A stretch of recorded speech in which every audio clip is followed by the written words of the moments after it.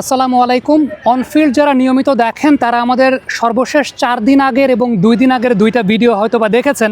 4 দিন আগের একটা ভিডিও ছিল যে অস্ট্রেলিয়ার পূর্ণ শক্তির টেস্ট দল, এদের বিপক্ষে নিয়মিত ওপেনারদের পক্ষে আমি নই। সেই ভিডিওটাতে দুজন প্লেয়ারের ব্যাপারে মেনশন করেছিলাম, তানজিদ হাসান তামিম এবং সৌম্য সরকার। কারণ অস্ট্রেলিয়ার এই পূর্ণ শক্তির দলের এগেনস্টে কাউন্টার অ্যাটাক নির্ভর ব্যাটিংটা আসলে খুব গুরুত্বপূর্ণ এবং সেই জায়গাটায় শর্টস খেলা টাইপের ব্যাটসম্যানটা খুব গুরুত্বপূর্ণ। দুদিন আগে আমরা আরেকটা ভিডিও করেছিলাম, সেটার বৈশিষ্ট্য ছিল যে মিচেল স্টার্ককে খেলার জন্য ট্রেডিশনাল ওপেনারদের পক্ষে আমি নই, কারণ মিচেল স্টার্ক যে কাইন্ড অফ বোলিং করবেন সেই জায়গাটাতে তানজিদ তামিমের মতো ওপেনার দরকার। সেই ভিডিওটাতে আলাদা করে সৌম্য সরকারের কথা আমরা বলেছিলাম, কারণ সৌম্য সরকারের হোম টেস্ট ম্যাচে গড় এবং ওভারসিজ টেস্ট ম্যাচে গড়ের মধ্যে কিন্তু অনেক বড় পার্থক্যের জায়গা রয়েছে এবং ওই কাইন্ড অফ বোলারদের এগেনস্টে এই টাইপের ব্যাটসম্যানদের প্রয়োজন, সেই প্রয়োজনীয়তার কথা অ্যানালিসিস করে আমরা উল্লেখ করেছিলাম। বাংলাদেশ আজকে অস্ট্রেলিয়ার এগেনস্টে তাদের টেস্ট দল ঘোষণা করেছে এবং সেই জায়গাটাতে সৌম্য সরকার এবং তানজিদ হাসান তামিম দুজনকে রাখা হয়েছে। নির্বাচকরা একটা অনেক বড় ধন্যবাদ পেতে পারেন এই কারণে, কারণ পরিপূর্ণ ব্যাপারটাকে তারা আসলে অ্যানালিসিস করেই টেস্ট স্কোয়াডটা ঘোষণা করেছেন বলেই আমার কাছে মনে হয়েছে। আদারওয়াইজ 4 দিন আগে আমরা কিন্তু এই ব্যাপারটা নিয়ে আপনাদের সঙ্গে আলোচনা করেছিলাম যে অস্ট্রেলিয়ার যে টাইপের লাইন আপ করা হয়েছে এবং ডারউইন এবং ম্যাককে নর্দার্ন ট্রপিক্যাল অঞ্চল, এই অঞ্চলগুলো মূলত আসলে ব্যাটিং ফ্রেন্ডলি উইকেট হয়। Latter part of the match স্পিনাররা বেশ ভালো করেন, তবে অস্ট্রেলিয়ার যেহেতু এই 4 বা 5 জন ফ্রন্ট লাইনের পেস বোলার রয়েছে, তাদের এগেনস্টে বাংলাদেশের আসলে যেহেতু উইকেট খুব বেশি বাউন্সি ট্র্যাক হবে না, নর্দার্ন ট্রপিক্যাল অঞ্চল এবং এখন খুব ড্রাই ওয়েদার অস্ট্রেলিয়াতে, সো ব্যাটিংটাকে অনেক বেশি মাত্রায় শর্টস নির্ভর ব্যাটসম্যান যদি আপনি খেলান, সেই জায়গাটাতে বাংলাদেশ বেনিফিটেড হতে পারে। তানজিদ তামিম, সৌম্য সরকার, এই দুজনের কথা আমরা আলাদা করে মেনশন করেছিলাম। বাংলাদেশ টিম কিন্তু তাদের সিলেকশন প্যানেল আজকে টিম ঘোষণা করেছে। সাদমান ইসলাম অনেক সে জায়গাটা আছেন, বাট তানজিদ তামিম এবং সৌম্য সরকার আছেন।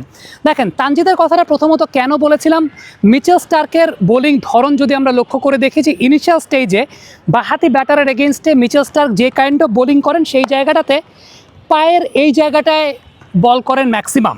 আমরা লাস্ট অ্যাশেজ যদি পর্যালোচনা করে দেখি সেই জায়গাটা দেখতে পেয়েছি আমরা ইনিশিয়ালি এই পায়ের বলগুলোতে যে সমস্ত ব্যাটসম্যানরা, Ben Duckett in particular, flick shot অনেক বেশি খেলতে পারছেন, ফ্লিক শট অনেক বেটার ওয়েতে খেলতে পারছেন, মিচেল স্টার্কের এগেনস্টে ডমিনেট করতে পারছেন এবং যখনই সামনের বলগুলোতে মিচেল স্টার্ককে ফ্লিক শট করে উইকেটে সার্ভাইভ করে যাচ্ছেন, মিচেল স্টার্ক তার প্ল্যান বিতে যাচ্ছেন আউটসাইড অফ স্ট্যাম্প বল করে। এগুলো জেকব বেথেল কিংবা অন্যান্য কাইন্ড অফ ব্যাটসম্যান যারা আছেন বাঁহাতি ব্যাটসম্যানদের জন্য easier to play. So Mitchell স্টার্ককে সত্যি কথা বলতে অ্যাজ অ্যান ওপেনার আপনি যদি ইনিশিয়ালি চিন্তা করেন আপনি ডিফেন্ড করে খেলবেন, বল ভেতরে ঢুকে যাবে, ওই সময়টাই দেয়া যাবে না।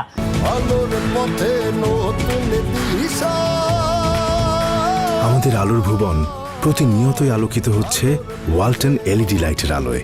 মিচেল স্টার্কের এগেনস্টে ফ্লিক ইনিশিয়াল স্টেজে যেহেতু আপনাকে পায়ে বল করবে, উইচ ইজ ভেরি ইম্পর্ট্যান্ট, এবং নাও ডেস ইন রিসেন্ট টাইমসে তানজিদ তামিমকে পায়ের বলগুলোতে আমরা বেটার অ্যাপ্লাই করতে দেখছি।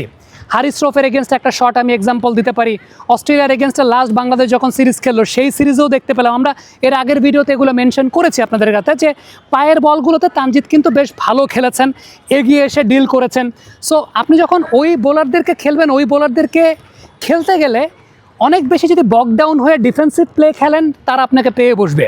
আর সত্যি কথা বলতে সৌম্যর মধ্যেও ওই জায়গাটা আছে, পায়ের বল ভালো খেলেন, ফ্লিক শট ভালো খেলেন, শট মেকিংয়ের জায়গাটা বেটার করতে পারেন এবং ওই সমস্ত কন্ডিশনে সৌম্য সরকার বেটার পারফর্ম করেন, বেটার ব্যাটিং কন্ডিশনে সৌম্য সরকার বেটার পারফর্ম করেন, সেই জায়গাটা রয়েছে। যে কারণে আপনি যদি সৌম্য সরকারের ওভারসিজ এবং লোকাল টেস্ট ম্যাচের গড় লক্ষ্য করে দেখেন তাহলে দেখবেন যে সৌম্য সরকারের ওভারসিজ টেস্ট ম্যাচের গড়টা কিন্তু অনেক বেশি।